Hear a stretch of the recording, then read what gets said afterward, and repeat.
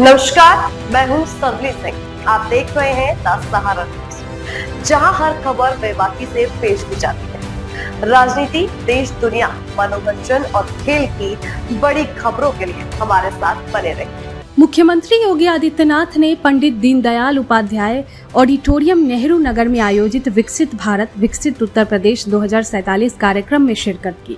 इस अवसर पर उन्होंने पूर्व सांसद रमेश चंद्र तोमर द्वारा लिखित पुस्तक भारतवर्ष की स्वर्णभा नरेंद्र मोदी का विमोचन किया। मुख्यमंत्री का स्वागत जनप्रतिनिधियों, भाजपा पदाधिकारियों, कार्यकर्ताओं और विभागीय अधिकारियों ने मंच पर प्रतीक चिन्ह भेंट कर किया। कार्यक्रम में 12 सेक्टरों की प्रदर्शनी का भी अवलोकन किया गया, जिसे विभिन्न विभागों ने तैयार किया। मुख्यमंत्री योगी आदित्यनाथ ने अपने संबोधन में कहा कि मोदी जी के नेतृत्व में देश और प्रदेश लगातार प्रगति कर रहे हैं। उन्होंने रमेश चंद्र तोमर की पुस्तक की सराहना करते हुए कहा कि इसमें मोदी सरकार के 11 वर्षों में किए गए विकास कार्यों और समाज हित के प्रयासों का विस्तार से उल्लेख है। मुख्यमंत्री ने युवाओं से पुस्तक पढ़ने और इसे दूसरों को उपहार देने हेतु का आग्रह किया, ताकि जागरूकता और ज्ञानवर्धन बढ़ सके।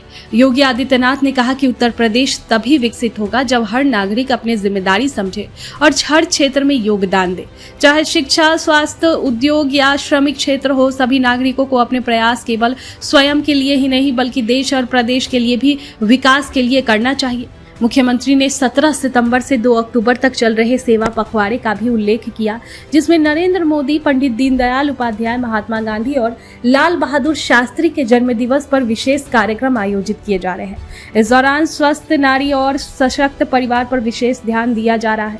योगी आदित्यनाथ ने मोदी जी के पंच प्रणों विकसित भारत, गुलामी से मुक्ति, विरासत पर गर्व, एकता और कर्तव्य पालन को अंगीकार करने की आवश्यकता पर बल दिया। उन्होंने कहा कि प्रत्येक नागरिक को राष्ट्रीय कर्तव्य मानते हुए इस प्रणों का पालन करना चाहिए। रमेश चंद्र तोमर ने अपने पुस्तक में मोदी सरकार के विकास कार्यों और सामाजिक प्रयासों का विस्तार से उल्लेख किया।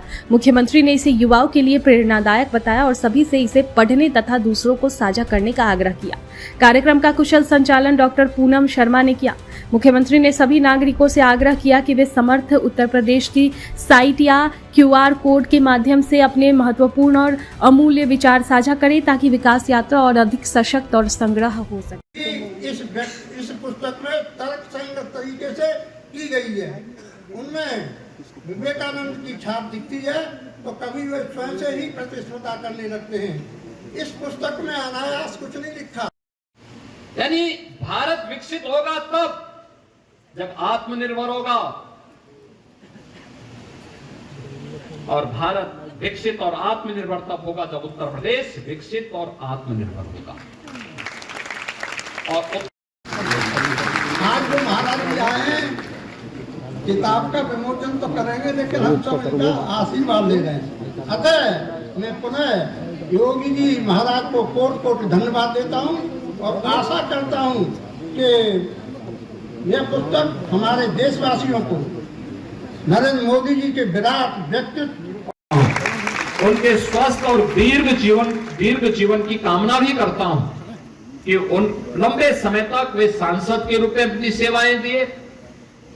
सदन में उनके साथ हमारे बहुत अच्छे अनुभव रहे हैं और अच्छा काम उन्होंने सदन के माध्यम से गाजियाबाद के विकास के लिए उस समय किए थे। और आज उन्होंने प्रधानमंत्री मोदी जी की 11 वर्षों की विकास की इस यात्रा में बदलते हुए भारत को उन्होंने इस कृति के माध्यम से प्रस्तुत करने का प्रयास किया है। मुझे पूरा विश्वास है कि पुस्तक न केवल यहां पर उपस्थित नागरिकों के लिए, मैं चाहूंगा कि लोग उस पुस्तक को जरूर खरीदें और सेवा पखवाड़ा के दौरान इस प्रकार की कृतियों को जो प्रधानमंत्री मोदी जी पर आधारित हो, वही गिफ्ट के रूप में एक दूसरे को भेंट दे, जिसमें मोदी जी के बारे में हर व्यक्ति उनके उस विराट व्यक्तित्व के बारे में, उनके कृतित्व के बारे में प्रेरणा प्रकाश प्राप्त कर सके और नई पीढ़ी को आगे बढ़ने की एक नई प्रेरणा प्राप्त हो सके। इस विश्वास के साथ हर लाइब्रेरी में,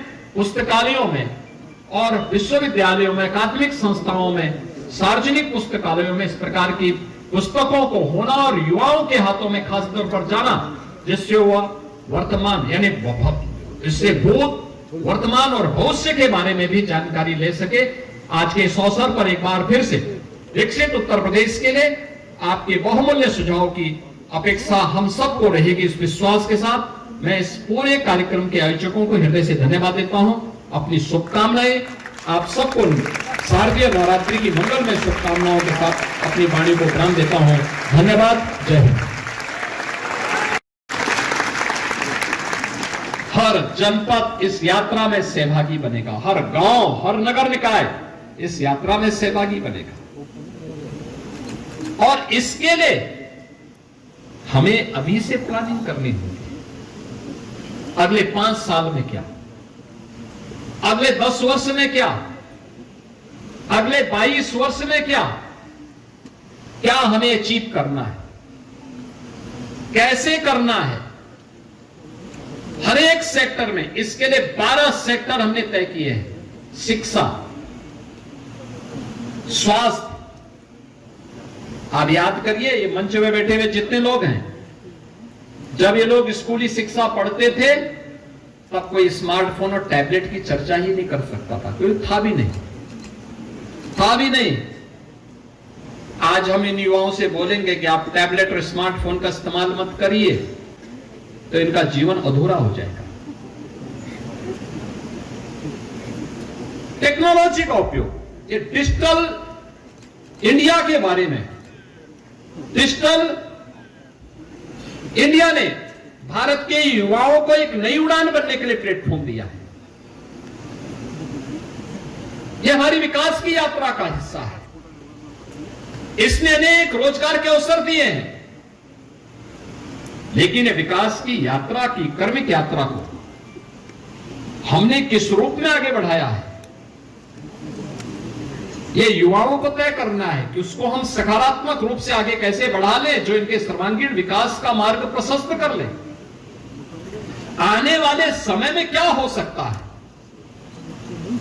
यही आपके सामने एक अवसर भी है, और भी उस फील्ड से जुड़े हुए अन्य तमाम ऐसे अवसर आने वाले हैं जो इमर्जिंग टेक्नोलॉजी के माध्यम से आपको आगे बढ़ने के लिए शिक्षा के क्षेत्र में उसको एडॉप्ट कर सकते हैं, और फिर शिक्षा के क्षेत्र में आगे बढ़ करके वर्ल्ड क्लास इंस्टीट्यूशन भारत के अंदर कैसे स्थापित हो सकते हैं, एक छात्र और एक शिक्षक मिलकर के तय कर सकता है। उससे संबंधित सुझाव, 5 वर्ष के लिए क्या हमारा लक्ष्य होना चाहिए, 10 वर्ष के लिए क्या होना चाहिए, अगले देश की आजादी के शताब्दी महोत्सव के लिए क्या होना चाहिए।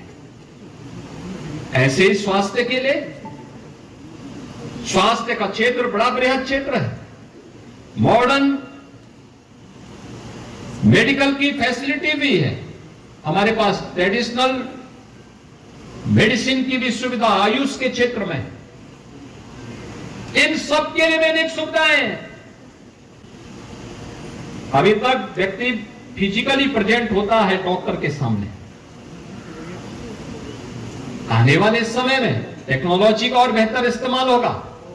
अभी टेली कंसल्टेशन में गए, कल हो सकता है कि उसका स्मार्टफोन ही उसके बारे में पूरी प्रेस्क्रिप्शन लिख करके उसको दे दे, और उसको बता दे, जन्म से ही उसके बारे में बता दे कि इसको क्या क्या क्या क्या सावधानियां रखनी चाहिए आगे के लिए।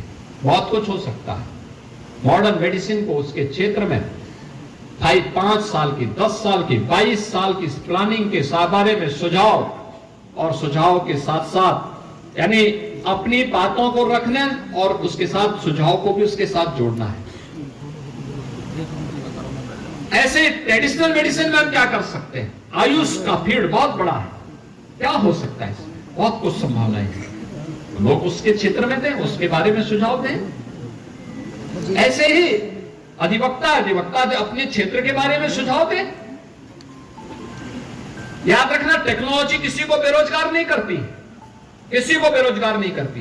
याद रखिए, जब कंप्यूटर आया था तब यह आंदोलन चली थी, कंप्यूटर से बेरोजगारी बढ़ेगी।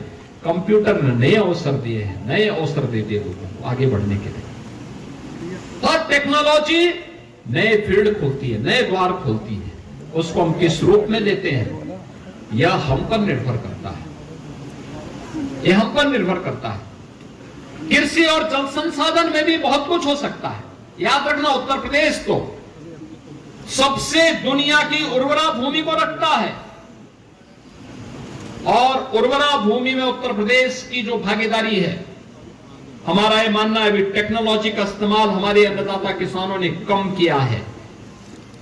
इसका बेहतर इस्तेमाल करेगा। जितना वो उत्पादन करता है, लागत को कम करके इसकी उत्पादकता को इससे 3 गुना बढ़ाने की सामर्थ्य उत्तर प्रदेश की धरती रखती है। अगर हम उसके रूप उसको लेकर के चले, कैसे बेहतर जल प्रबंधन हो सकता है, इन सब पर भी ध्यान देना होगा। अभी से इनके बारे में, अर्बनाइजेशन के बारे में हमारी अपनी हमें तय करना होगा। औद्योगिक विकास। अगर आपको हमारा चैनल पसंद आए तो इसे लाइक और सब्सक्राइब जरूर करें। साथ ही बेल आइकन दबाना ना भूलें ताकि हर अपडेट आपको सबसे पहले मिल सके। धन्यवाद। मिलते हैं अगली वीडियो।